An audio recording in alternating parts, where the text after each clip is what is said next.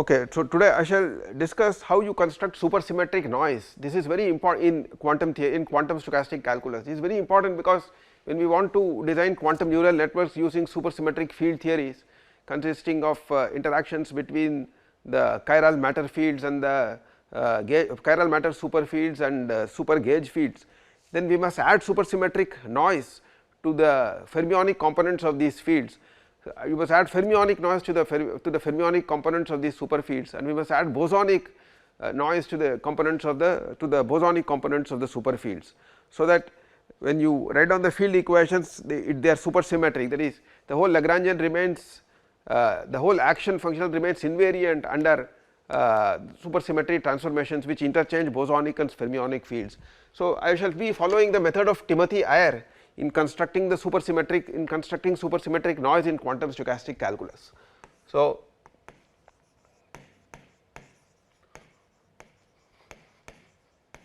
supersymmetric noise, the aim is to obtain commutation relations between supercommutation relations between the noise processes, and as a special case we get fermionic noise and bosonic noise.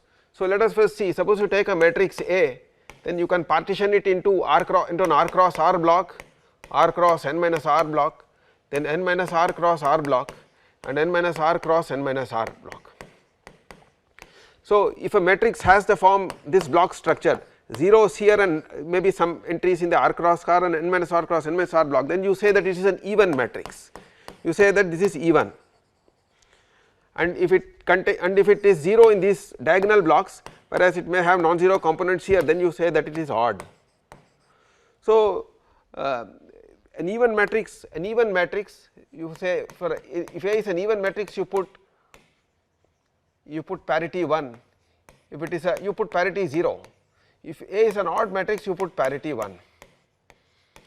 So, then you can multiply, instead of looking at commutation relations between two matrices like this, we look at supercommutation relations in the sense that A B minus 1 power sigma A sigma B, B A.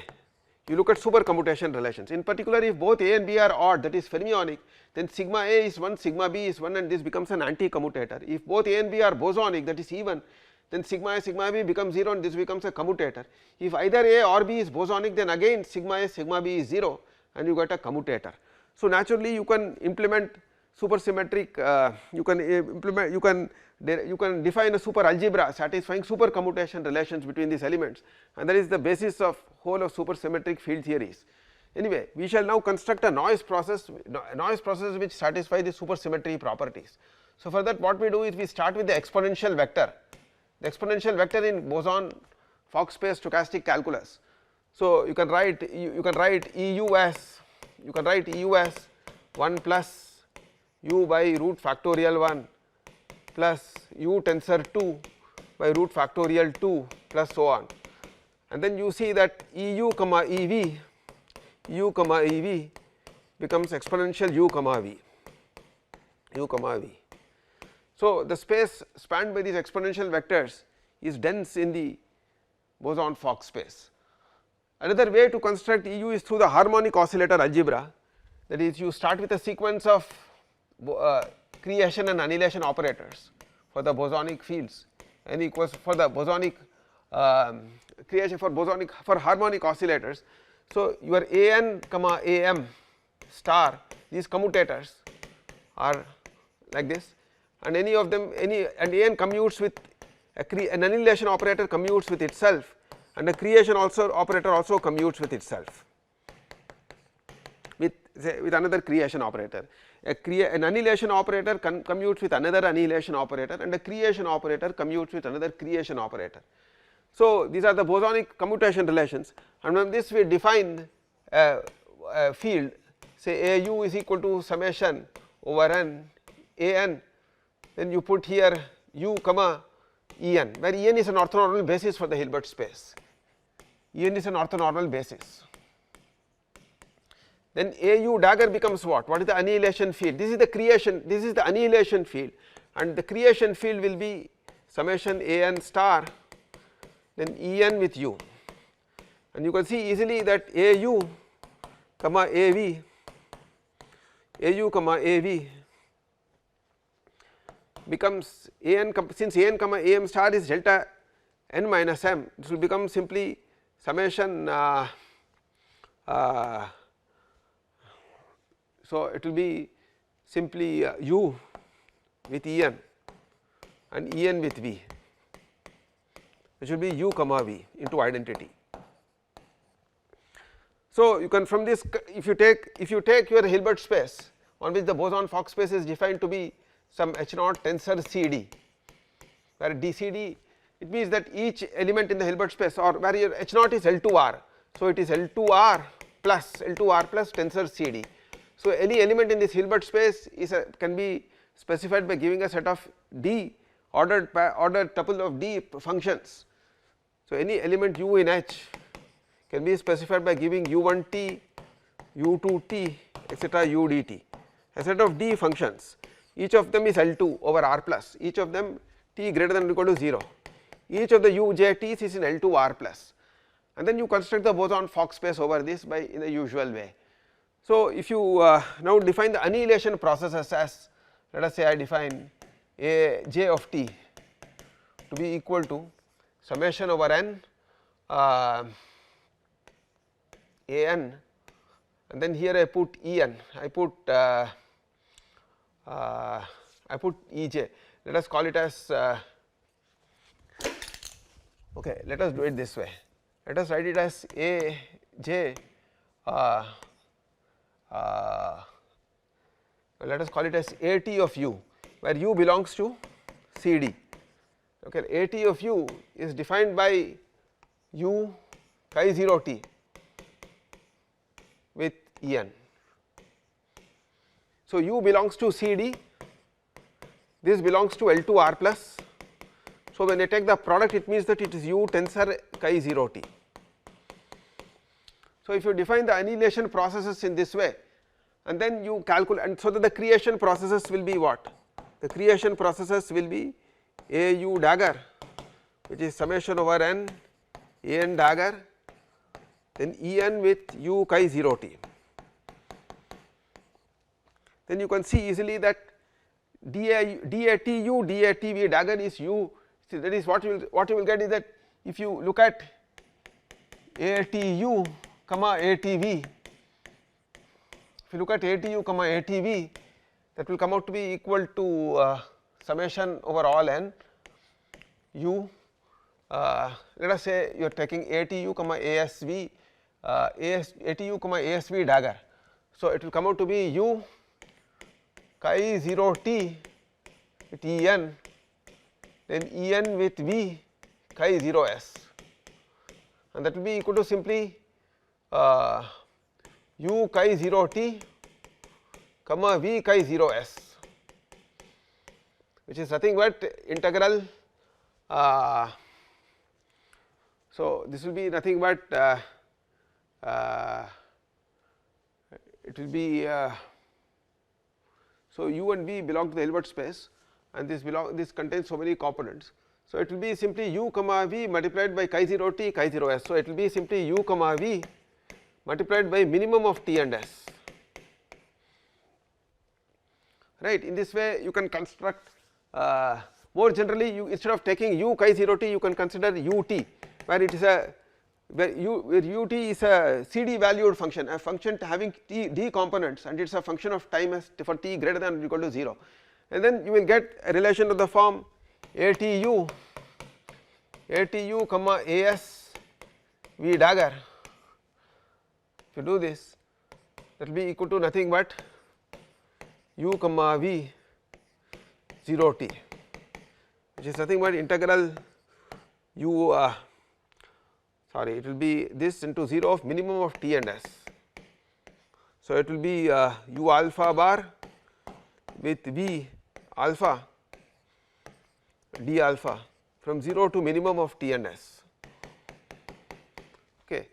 So from this you can easily derive the quantum Ito formula, namely DATU into DAS V dagger is equal to U UT comma VT dt, where ut is a CD valued vector, this is another CD valued vector as a function of time.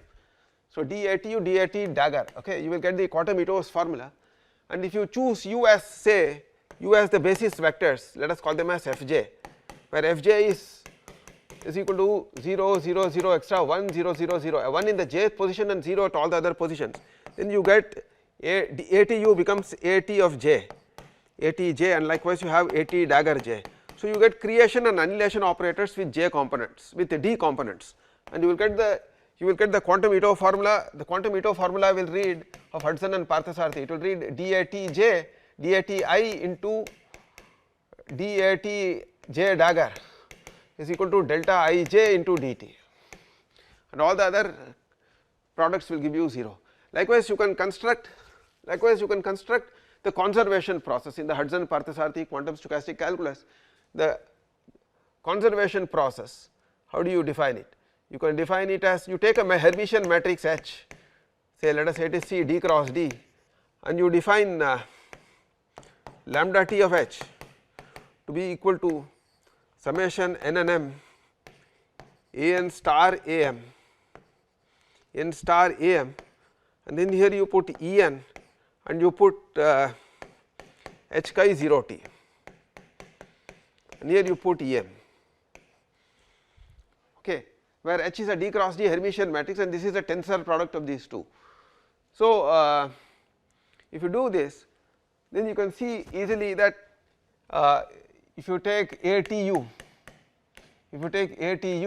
first let us define in terms of fields, okay, that means let us forget this chi 0 t, or you include that chi 0 t within H, within the definition of H itself, and proceed. So if you define, so H is a, say, infinite dimensional Hermitian matrix, and suppose I define the creation, the conservation field as summation over n and m an star am, then En H Em, the conservation field, and I define the annihilation field to be equal to summation over n an times En an times u with En, and you look at the commutator between AU and lambda h, you look at it this way, this commutator, what will it be? If you have to compute An with AP star AQ, that means you compute An with AP star,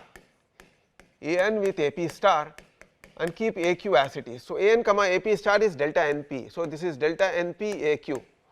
So this becomes summation over N, P and Q, then delta NP or delta NP into AQ into U comma En, and here you have EP H EQ. So if you sum over all P, the delta NPQ will remove this and it will replace P by an N here. So if you now sum over all the, N and use the fact that En is an orthonormal basis, then this will become summation AQ times U comma En, then En comma H comma EQ. So that will give you U comma HEQ, it will give U comma HEQ and summed over all the Q's, okay, which can also be written as summed over all the Q's of AQ, then H star U with EQ, which is nothing but the annihilation field but evaluated at H star U, right. So this is nothing but A of H star U. So you get the relation that AU comma lambda H is equal to A of H star U. Likewise, if you take the conjugate of this, if you look at AU star, if you take the conjugate of this, what do you get? If you take the star on both sides, the adjoint on both sides, you get lambda of H star,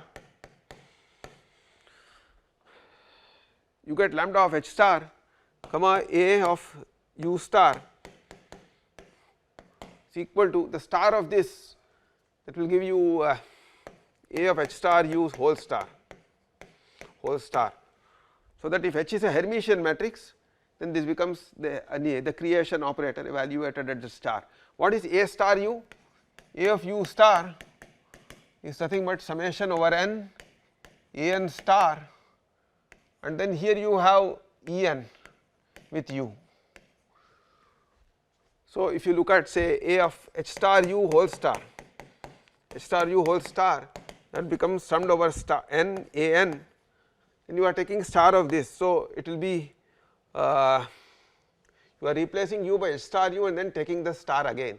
So, this becomes E n of h star u, and you take the bar of this. So, that will be h star u comma E n, right. So, it will be h star u with E n, right, which is nothing but you have replaced this by h star and then you take the bar. So, it will become h star u comma E n. So, it is nothing but A of h star u whole star, A of h star u whole star. So, you do not get any, you replace this by, okay, if h is Hermitian then h star is h, in which case you get h u, you get simply lambda h comma a u star is equal to A of h u whole star. So, in this way, and you can also compute lambda h comma lambda k, lambda h comma lambda k, right. That will be again a conservation operator that you can calculate very easily. This, it will be lambda of something else. So, what you can do is you can write down a n star a m, then here you put E n h E m, and you take the commutator of this with summation a p star a q e p h e q summed over p and q, and then you have to evaluate. So, to evaluate this you have to evaluate the commutators a n star a m with a p star a q. So, that will give you a n star a q with a p star and a m. So, plus it will give you a n, the only non-zero commutators, plus a m in a m into a m a p star. So, it will be plus a n star then a m with a p star then a q, and you a m comma a p star is delta m p, a n star comma a q is minus delta n q. So, this will give you something like a commutator between h and k. Just check what comes out here. This is summation over, it will be a m into delta n q plus into a p star minus a p star into this plus that multiplied by e p h e q, e p h e q, sorry, you are putting k here, So, what you will get, let us just work it out again, a n star a m with a p star a q multiplied by E n h E m multiplied by E p k E q, and you are summing this over n m p q. This is what is lambda h with lambda k, this commutator, and that is equal to summed over all n m p and q, then a n star comma a q, that will give you minus delta n q into a m into a p star, a n star comma a q, then a p star a m, it is not this way, a p star into a m plus a n star with a q, then you can have an a m with a p star, that will give you delta m p, and then here you will get a n star a q multiplied by this thing E n with h with E m and E p with k with E q. So, you are summing this over all n m p q. If you sum over all n and q, what do you get here? You get a p star a m, you get minus of summation a p star a m and then you are when you sum over all q, when you sum over all q, then q gets replaced by n, or when you sum over all n, then n gets replaced by q here. Okay. So, you get EP k EQ, then EQ H EM, which will give you EP KH EM with a negative sign, and likewise this will give you the same thing with a positive sign, plus summation AN star AQ, then here you have an M and P. So, when you sum over all M and P, then P gets replaced by M here. So, it becomes En H EM En EM K. So, it becomes simply En into HK into EQ, right. So, you get simply that this is equal to lambda of H comma K. It is like a representation of on the matrix space, representation in terms of the matrix algebra using matrix Lie algebra using conservation operators. So, from this we can derive all the commutation relations between the creation operators and between the creation operator process, annihilation operator process, and the conservation operator process. You have to simply define lambda th to be equal to lambda of ht or lambda of h chi 0 t. Likewise, you define a t of u to be a of u chi 0 t, and you replace u by j. Okay. So, in the end we get you define lambda 0 t to be t, define lambda I 0 t to be AIT I greater than or equal to 1, and define lambda 0 IT to be AIT star I greater than or equal to 1. Then from the commutation relations which we established, we get the generalized quantum Ito formula in the form lambda alpha beta t multiplied by d lambda mu nu t is equal to epsilon alpha nu d lambda mu beta t for all alpha, beta, mu and nu greater than or equal to 0.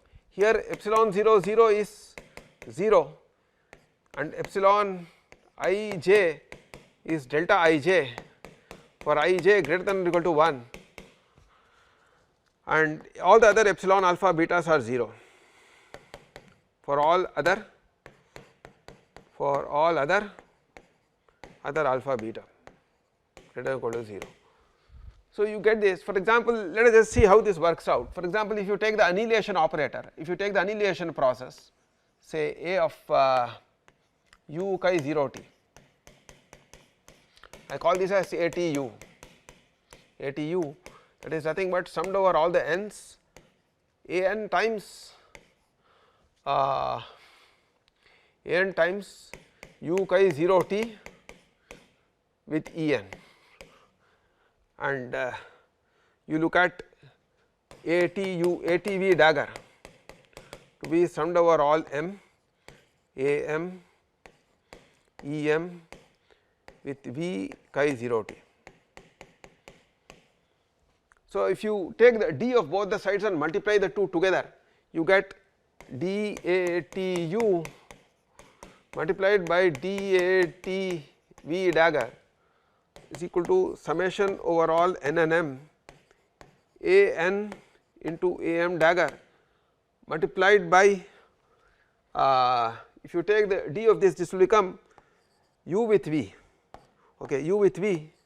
Here u and v are vectors in CD, u and v are vectors in CD. They are not functions of time, they should not be regarded as u of t. U is a function in CD, so u of t becomes essentially u times chi 0 t. That means it has got same components u over the time interval 0 to t, and for t for any time greater than t it has got all components 0. So, u comma v you get here, and then you get chi 0 t you get dt here, right. If you take d of this, you will get this into dt, so you will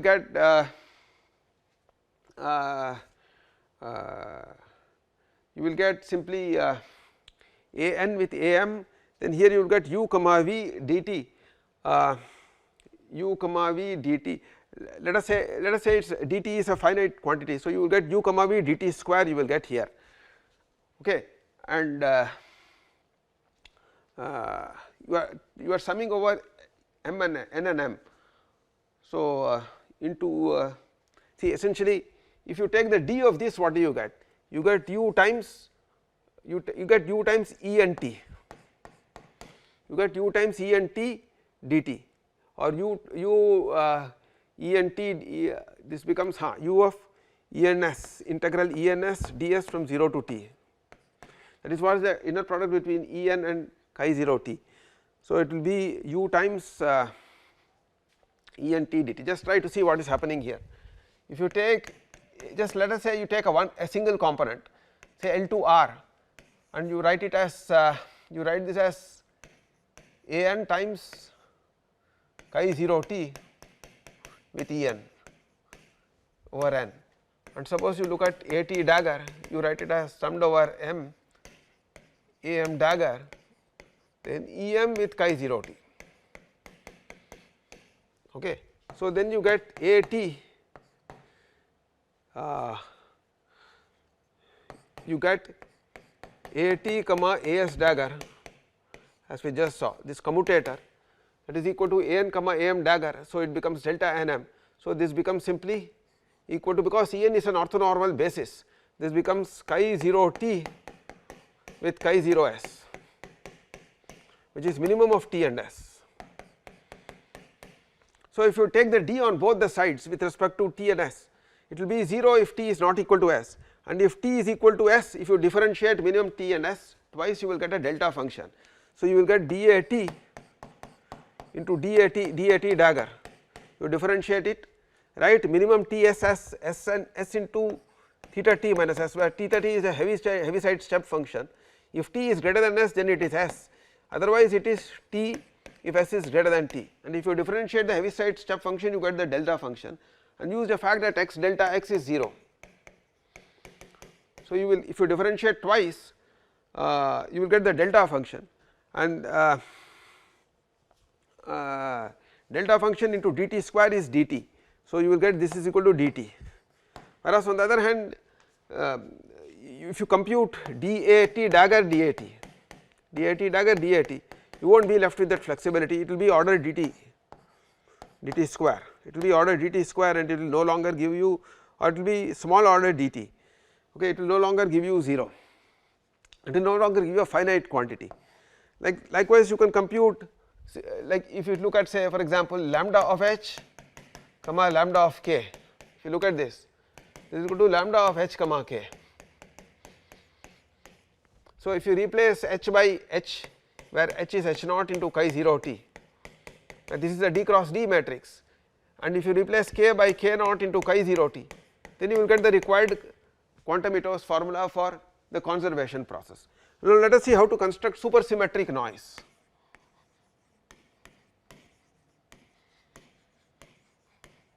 Supersymmetric noise. So, what we do is we define sigma alpha beta to be equal to 0 if 1 less than alpha beta less than or equal to r, or r plus 1 less than or equal to alpha beta less than or equal to n, okay. And you put sigma alpha beta to be 1 if 1 less than alpha less than r, and r plus 1 less than beta less than n, or r plus 1 less than alpha less than n,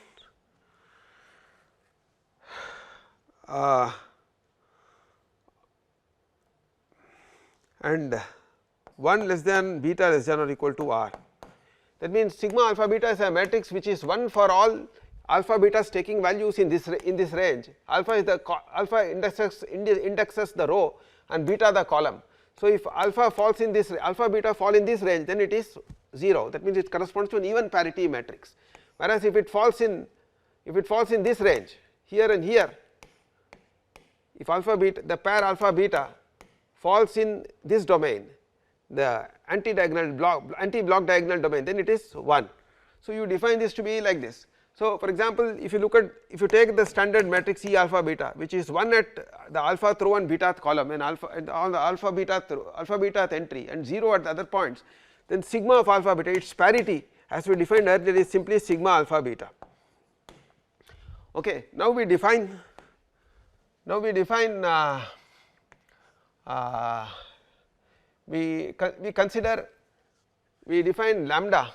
lambda t to be equal to summation lambda r t r or lambda k t, k equals r plus 1 to n, which is nothing but summation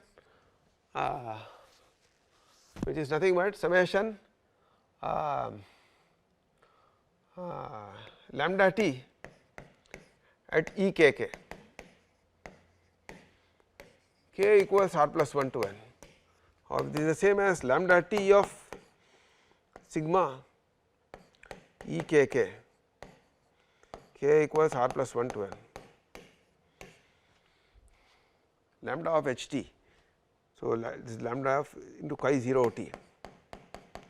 You define this operator to be like this. It is a commutative operator, it commutes at different times.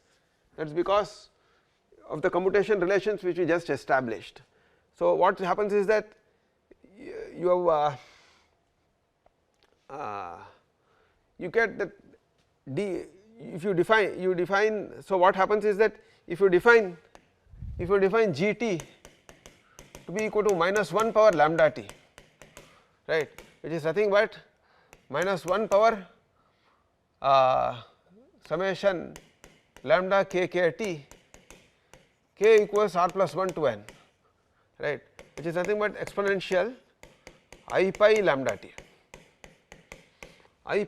t, because minus 1 is e power I pi, and this can also be written as lambda of or lambda t of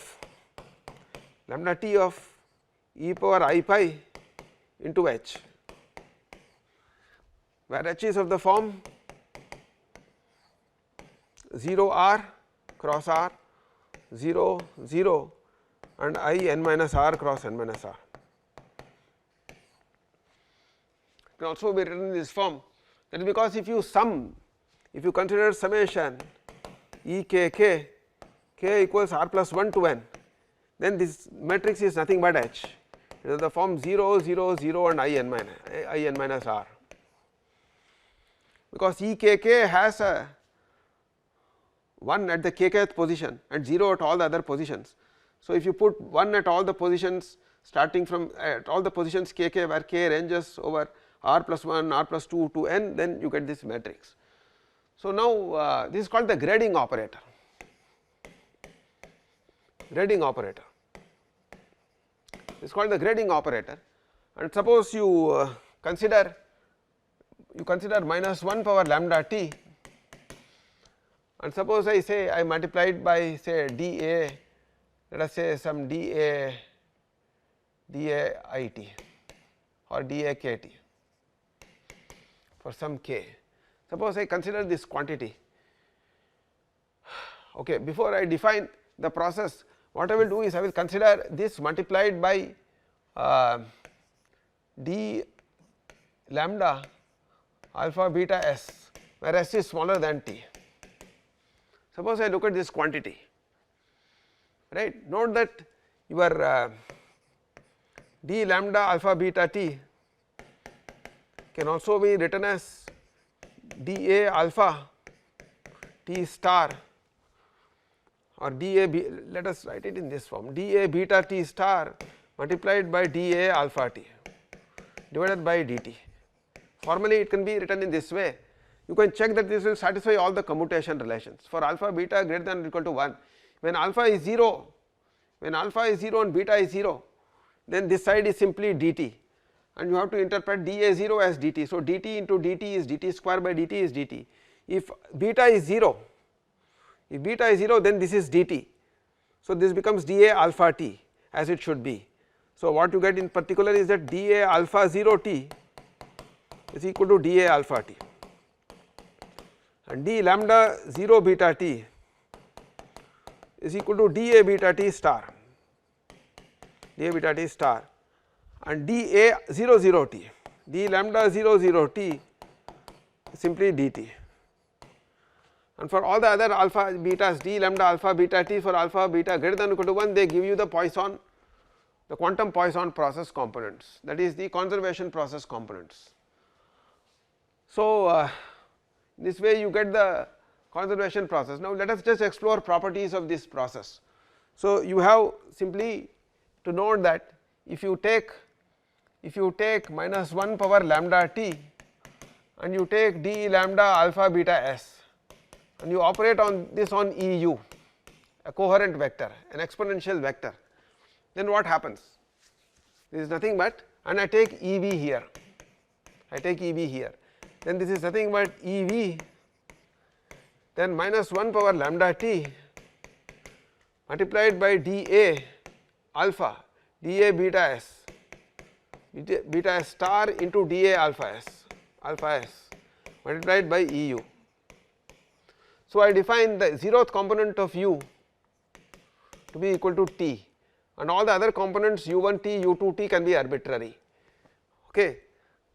So, if you multiply using the fact that the annihilation process, the coherent vectors are eigenvectors of the annihilation process, this can be written as EV into minus 1 power lambda t into dA beta of s. I am assuming s is less than or equal to t. You see, the processes lambda alpha beta have independent increments, lambda alpha beta t, these processes are independent of each other, that is they act on different tensor product spaces, these increments of the quantum of the generalized noise processes. So, if you take dA beta s star here and dA alpha s is u alpha s ds, so into EU multiplied by u alpha s ds, because dA alpha s, dA alpha s acting on EU is simply u alpha s ds multiplied by EU, right, and then you have to take this to this side, right, you have to take minus 1 power lambda t to this side. Lambda t is a self-adjoint operator because summation h is a self-adjoint operator. So, what happens is that if you look at EU EV with minus 1 power lambda t into d lambda alpha beta s with EU, if you look at this is nothing but EV with minus 1 power lambda t into dA beta s star EU multiplied by u alpha s ds. Bring this to this side, this is nothing but minus 1 power lambda t into EV with dA beta s star into EU multiplied by u alpha s ds. But minus 1 power lambda t is what? This is exponential I pi lambda of h,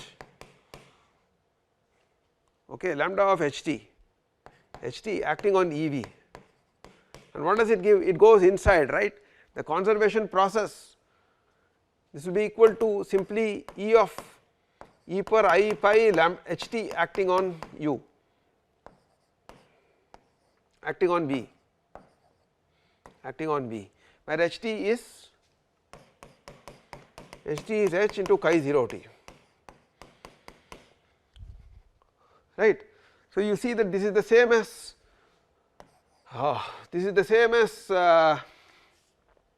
for ht is h for over the interval 0 to t, and ht is 0 over t to infinity. So, I can write this quantity as V times chi 0 t, hv into chi 0 t, this is E of hv into chi 0 t plus V chi t infinity, and you are taking the inner product of that with dA beta s star. So, dA beta s star will come to that side when the adjoint is, to remove the adjoint you bring dA beta to the other side, to this side.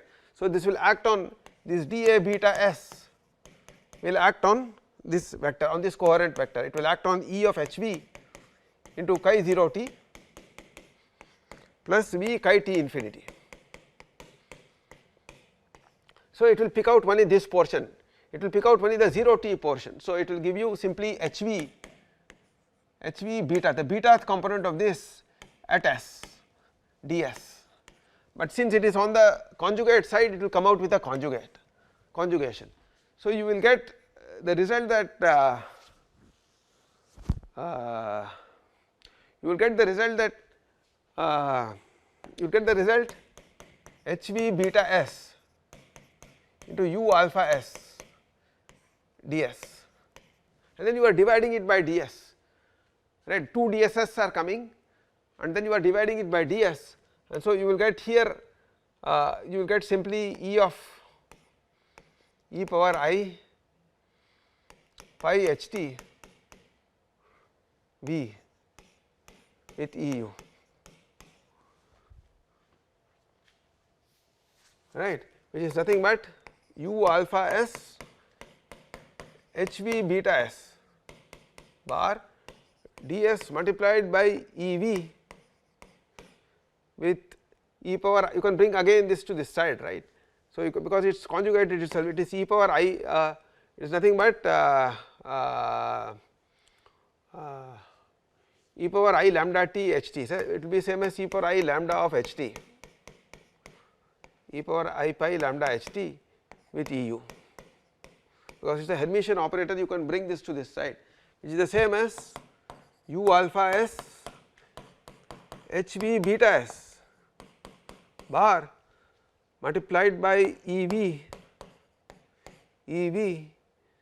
with minus 1 power lambda t into EU.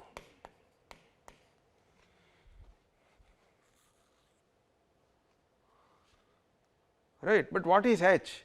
H is the matrix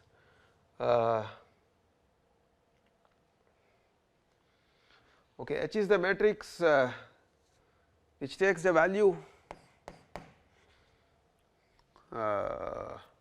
e power I pi h t, it should have been the other way around, sorry, e power I pi h t, it will be e power I pi h, right. If you look at e power I pi h t acting on V, this is nothing but e power I pi h V into chi 0 infinity, chi 0 t plus V into chi t infinity, and e power I pi h I will call it as k. So, this is actually k, this matrix. So, this I should write it as k here, where k is equal to e power I pi h, which is minus 1 power h, but h is the matrix 0 0 0 I n minus r. So, e power I pi h k is equal to e power I pi h is the matrix I r 0 0 minus I n minus r. Okay, this is what is k. So, what happens is that, okay, just let us just go through this again.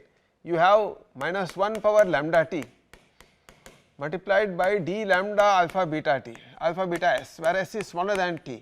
Remember, it does not forget, lambda depends on all the increments of the process, Poisson process up to time t, whereas d lambda alpha beta depends on the increment of the Poisson process only in the time interval s to s plus ds.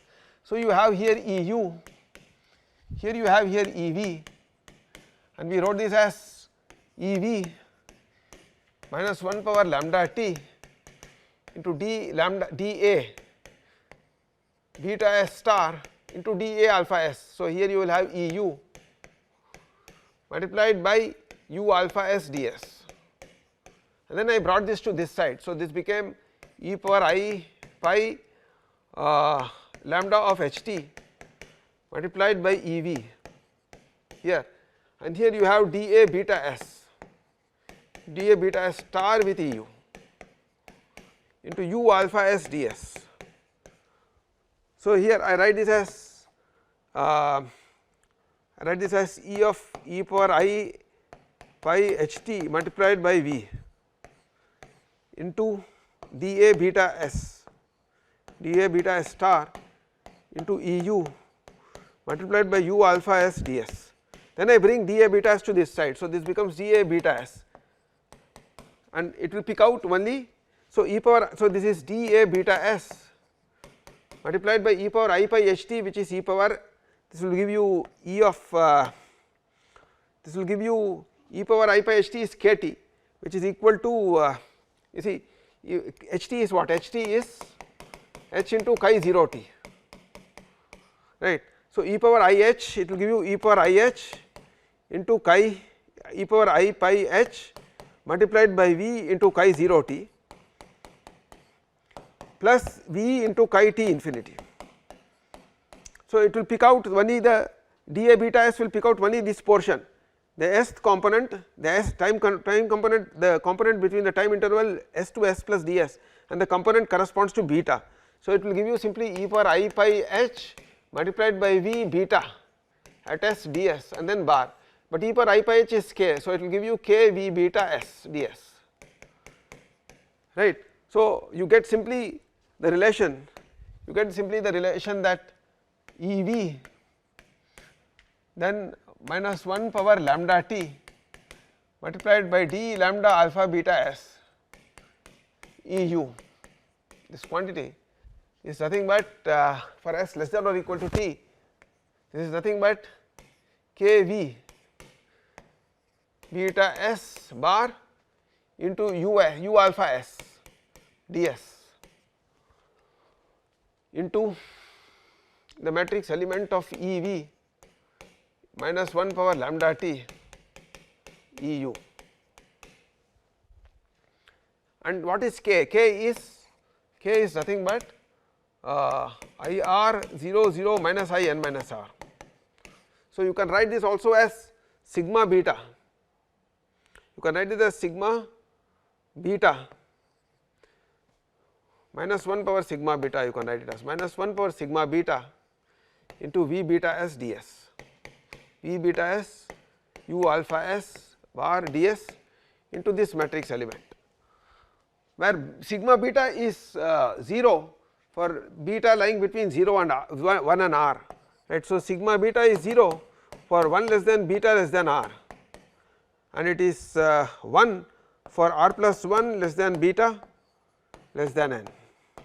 So, that minus 1 power sigma beta becomes 1 in this range when beta lies to in 1 to r, and minus 1 power beta becomes minus 1 when beta lies in the range r plus 1 to n, as it should be for k.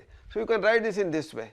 Likewise, you can also calculate the matrix element E v into d lambda alpha beta s multiplied by minus 1 power lambda t into E u.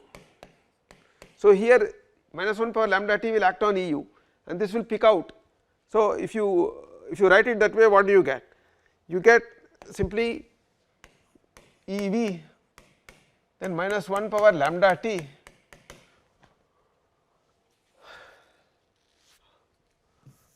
you get d lambda alpha beta t, d lambda alpha beta s into minus 1 power lambda t E u. So, I replace this, so this will become E v d lambda alpha beta s, then this will act on, this will go inside the exponential, it will become E of k u chi 0 t, okay, plus u chi t infinity,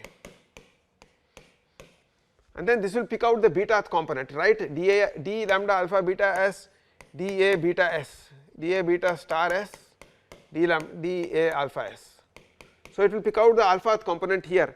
So, this will become simply k u alpha of s, and here you will get this will go to this side and it will pick out the beta component, dA beta star will go to the other side and it will pick out the beta component of v of EV. So, it will be VBS bar ds multiplied by the same thing, the same matrix, the same inner product between the same this coherent vector and this coherent vector. So, again you will get EV into minus 1 power lambda t EU,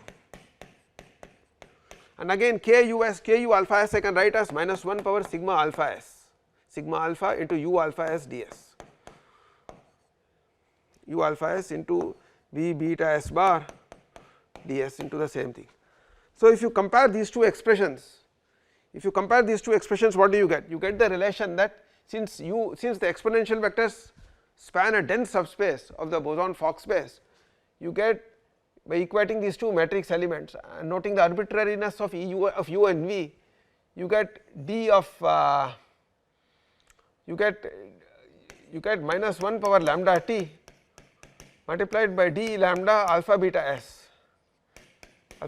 s equals d lambda alpha beta s into minus 1 power lambda t multiplied by minus 1 power sigma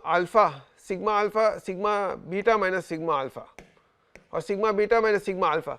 Since only the parity matters here, because you are taking the minus 1 power, that you can also write this as minus 1 power sigma beta plus sigma alpha, because sigma beta minus sigma alpha is same as sigma beta plus sigma alpha modulo 2, which can also be written as sigma alpha beta. So this is the same as, I can write this as minus 1 power sigma alpha beta, where sigma alpha beta is 1 for alpha and beta lying between, sigma alpha beta is 0 for alpha and beta lying in the even parity range, that is for alpha beta lying in the range 1 to r or in r plus 1 into r, or in the range r plus 1 to n for both alpha and beta, and it is sigma alpha beta is 0 there, and sigma alpha beta is 1 when alpha beta the indices alpha beta lies in the odd range, namely alpha lies in the range 1 to r and beta lies in the range r plus 1 to n, or alpha lies in the range r plus 1 to n and beta lies in the range 1 to r. So you get this relation, this is a supercommutation relation, but from this we have not yet, so far we have not yet constructed the noise processes, the supersymmetric noise process. To do that, what you must do is the following: you would consider minus 1 power lambda t, we call this as gt. By the way, I have taken this most of this presentation completely from Timothy Ayer's book on quantum stochastic calculus and representations of Lie superalgebras, but in the end we have to adapt this whole theory to a supersymmetric field theory by adding supersymmetric noise components to the boson and fermionic component fields of a supersymmetric field, and then calculating the path integrals and taking a stochastic average with respect to a coherent state, and then getting the probability densities and making this probability density track a desired probability density in a quantum neural network. That will come to much later on. So what we have here is that if you look at gt power sigma alpha beta and d lambda alpha beta, suppose I define this to be equal to d xi alpha beta. So xi alpha beta will be a supersymmetric noise process, as we shall see. So let us just compute and see. So let s be less than or equal to t, then what happens? Here you will have gt, if you multiply d xi mu nu t multiplied by d xi alpha beta s, multiply this for example, then what do you get? Or let us do it this way, let us say I define xi mu nu of t d xi mu nu t to be equal to gt power sigma mu nu multiplied by d lambda mu nu t. So if you look at d xi mu nu, remember that this gt has a memory, whereas d lambda mu nu does not have a memory, because gt depends on gt is minus 1 power lambda t, and lambda t depends on the entire past history, that is on the tensor product of the continuous tensor product of the Hilbert space up to time t, whereas d xi mu nu t depends only on, acts only on the Hilbert space corresponding to the incremental time interval time to t plus dt. So if you take d xi mu nu t, d xi mu nu s into d xi alpha beta t, you look at this for s less than or equal to t, this is nothing but gs power sigma mu nu multiplied by d lambda mu nu s multiplied by gt power sigma alpha beta multiplied by d lambda alpha beta t.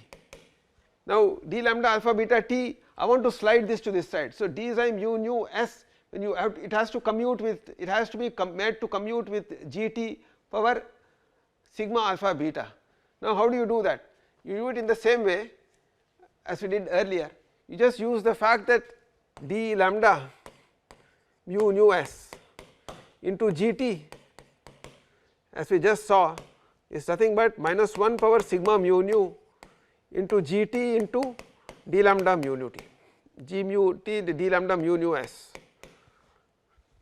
right. So, if you commute it this way, this thing will become simply equal to gs power sigma mu nu multiplied by, if you commute it this way, so this will become gt power sigma alpha beta,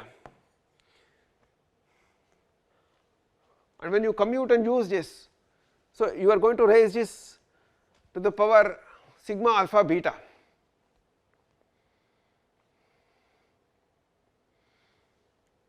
Is that right? So, it will become, this is minus 1 power sigma mu nu sigma alpha beta. Sigma alpha beta and sigma mu nu take the value 0 and 1 only.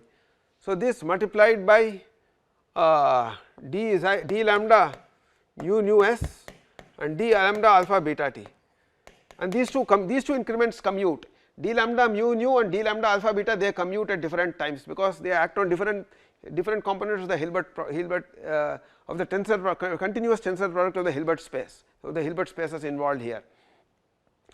So, essentially you get this relation, right. So, you can also write this as minus 1 power sigma mu nu into sigma alpha beta multiplied by, you can bring gs and gt commute with everything, right. They do not commute with d xi mu nu, it will gs, I can bring the gs to this side and couple it with d lambda mu nu, I can bring the gt to this side. You see why you can bring the gt to this side, that you have to understand. So, gt has come to this side, so I bring d alpha beta, d lambda alpha beta t to this side, d lambda alpha beta t will commute with d lambda mu nu s. So, I can also bring this to this side and I can write it as and gs will commute with gt, right, and this d lambda alpha beta will commute with everything. So, I can also write this right hand side as simply minus 1 power sigma mu nu sigma alpha beta multiplied by here you will have gs, okay, here you will have gs, and then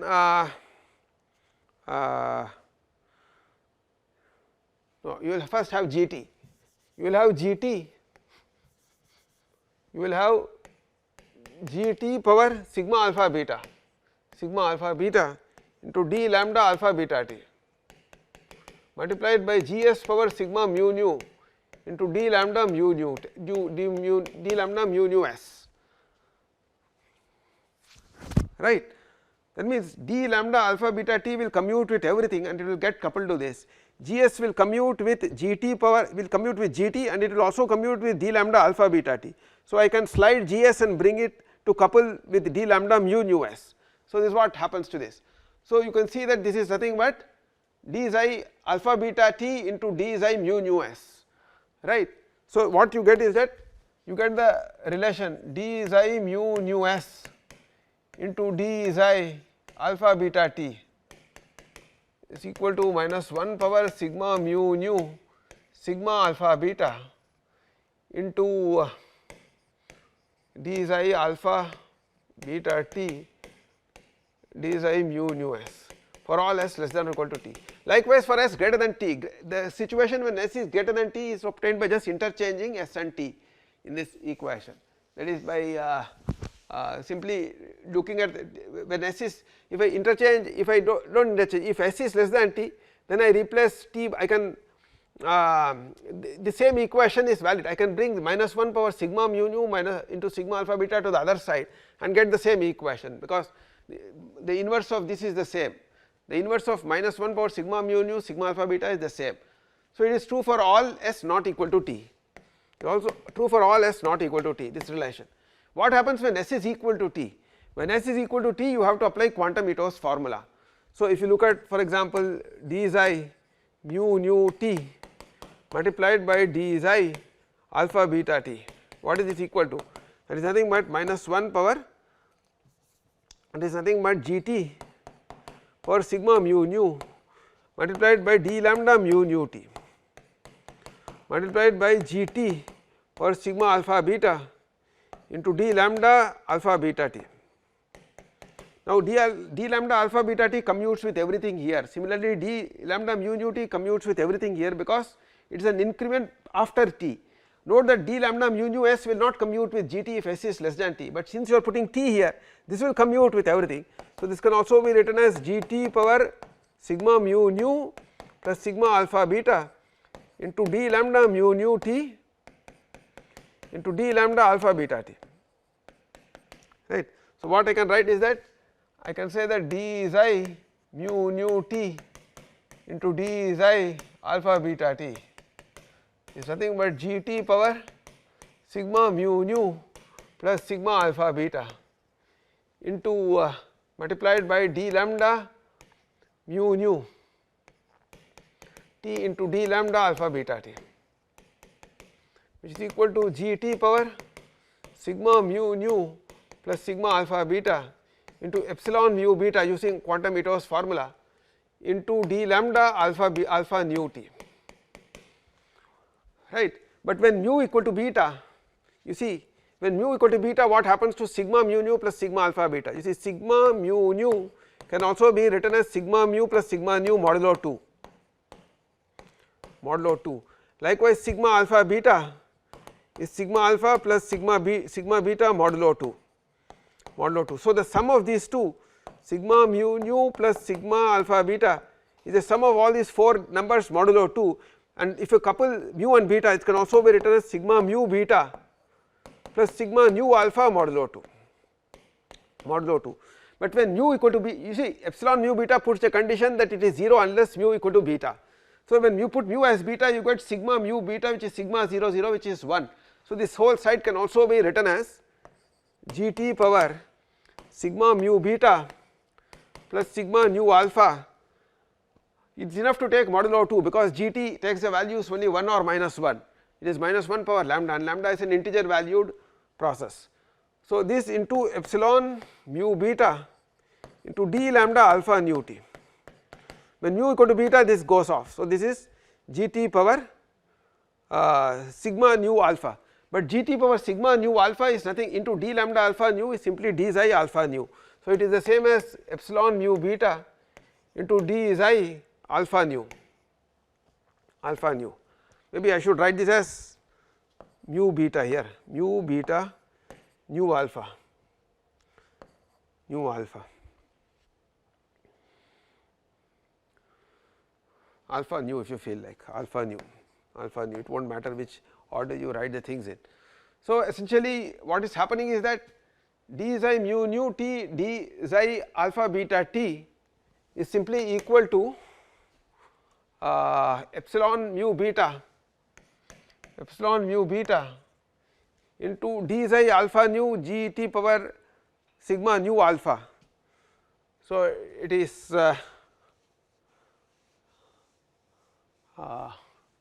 simply equal to d xi, it is simply equal to d xi alpha nu t, alpha nu t by quantum Ito's formula, because g t power sigma nu alpha, write it as sigma nu alpha, g t power sigma nu alpha into d lambda alpha nu is simply d xi alpha nu.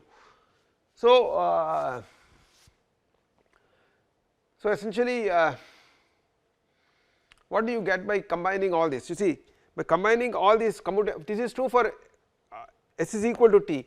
If you look at general s and t, right, suppose I look at say xi of suppose I look at xi of mu nu s multiplied by xi of alpha beta t. What is this equal to? This is integral d xi mu nu s dash from 0 to s multiplied by integral d xi alpha beta t dash from 0 to t. So, whenever s is not equal to t, the anti-commutator will work.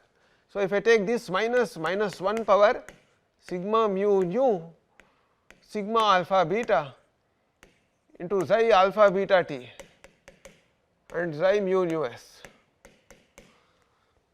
suppose I look at this, that is equal to this minus 1 power the same thing into the reverse direction of this. So, whenever s dash is not equal to t dash, the anti-commutator will give you 0, the anti-commutator will, the super commutator will give you 0, but when S dash equal to T dash, the quantum Ito's formula will apply. So, this is essentially equal to simply integral 0 to S, 0 to minimum of 0 to when S dash is not equal to T dash, then it will anti commute. So, this will essentially be equal to the integral of this to the minimum of S and T times d xi mu nu S, d xi mu nu alpha, d xi mu, let us call it d xi mu nu of u into d xi alpha beta of u minus 1 power sigma mu nu sigma alpha beta into d xi alpha beta u into d xi mu nu u. The same, only the diagonal entries will contribute. So, this will be equal to, what you will get is that you will get xi mu nu S into xi alpha beta t minus 1 power sigma mu nu sigma alpha beta into xi alpha beta t xi mu nu S. This is nothing but epsilon mu beta into xi alpha nu of the minimum of S and T minus 1 power sigma mu nu sigma alpha beta into epsilon alpha nu into xi mu beta of minimum of S and T,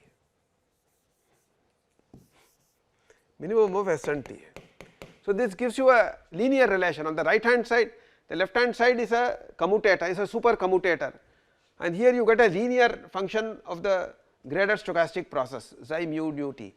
So, this is what is called a super commutation relation. So, you can say that using quantum stochastic calculus we have constructed a representation of the metric super algebra, but to go further what we have to do is the following: you take an arbitrary element, arbitrary matrix with coefficients a nu mu and b beta alpha, and multiply both sides by a nu mu b beta alpha, the product of these two, and sum over all the mu and nu's, and you assume that the a mu nu, this matrix A, you call this matrix as A and call this matrix as B.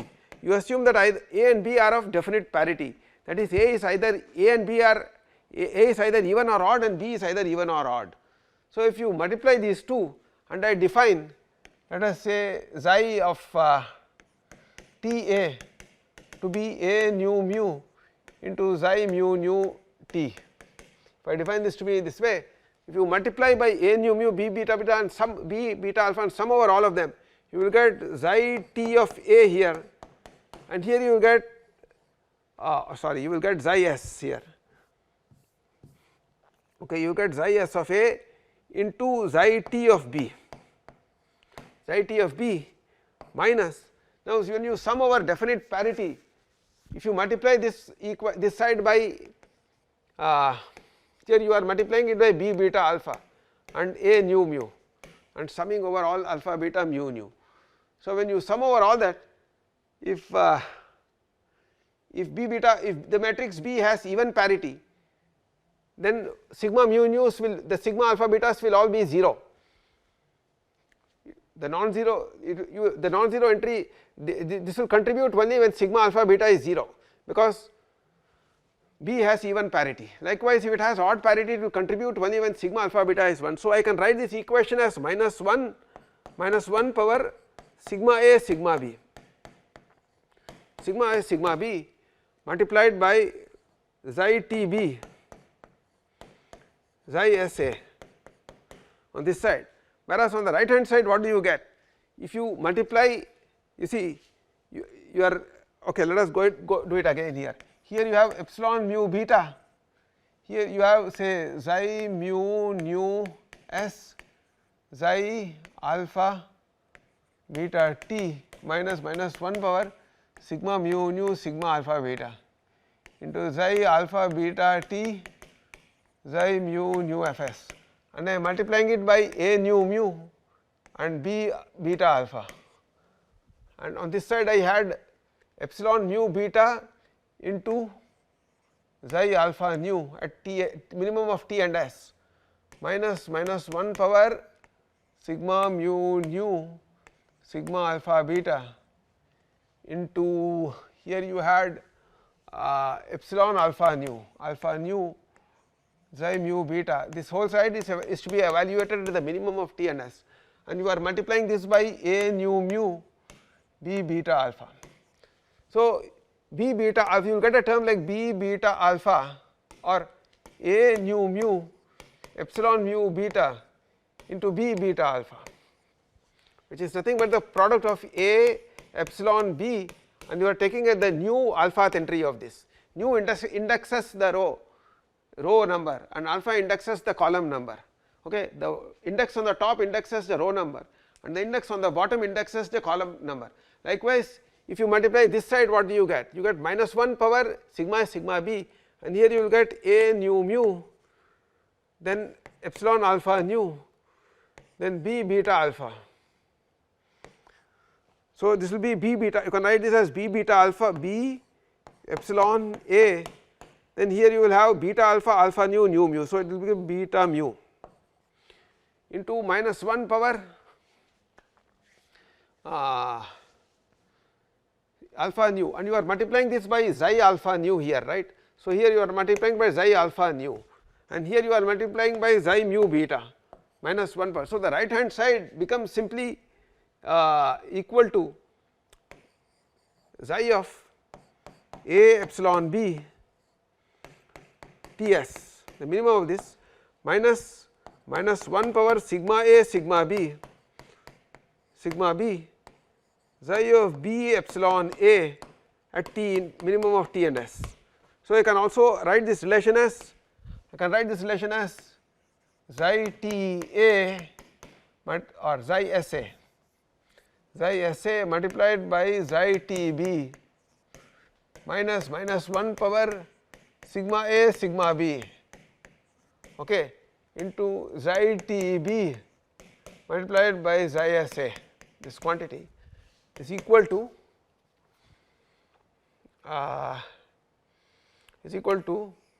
xi of a epsilon b minus 1 power sigma a sigma b into b epsilon a at T s. So, you see that this is a representation, a linear representation of the algebra of n cross, Lie algebra of n cross n matrices with the Lie bracket defined by, I define the Lie bracket between the super Lie bracket between a and b at, let us say super and then epsilon, that this is super corresponding to the matrix epsilon. This is a epsilon b minus 1 power sigma a sigma b, and then here you have b epsilon a. So, you get a representation of the Lie super algebra. Next time what we shall do is we shall see how this noise can be incorporated into the gauge superfield and the matter superfield of the Lagrangian appearing in supersymmetric theories, and how we can introduce control super gauge fields and control super matter fields. It is just like when you take the when you take quantum electrodynamics, where the Dirac field of electrons and positrons interacts with the electromagnetic field of photons, and you can add a classical control electromagnetic field which will interact with the Dirac current, and you can add a classical current field which will interact with the Maxwell field, and by controlling the current and the classical current field and the classical electromagnetic field, you can make the probability density of the Dirac of the probability density functional of the Dirac field and the Maxwell field to track any given probability density functional in infinite dimensional space. So, we shall look at this problem. Actually, what you have to do is, when you add the quantum noise to the supersymmetric field theories, you compute the path integral, and this path integral will be Feynman path integral will give you the transition amplitude, but it will be a quantum stochastic transition amplitude because of the noise. So, you have to average, you have to compute the mixed state corresponding to this wave functional and average this mixed state, this quantum stochastic mixed state with respect to a coherent state of the quantum noisy fields which have been added to the super gauge fields and the super matter fields. Only then you will be able to get a real positive valued positive real valued probability density functional, okay, to track a given probability density. I will stop at this point. Thank you.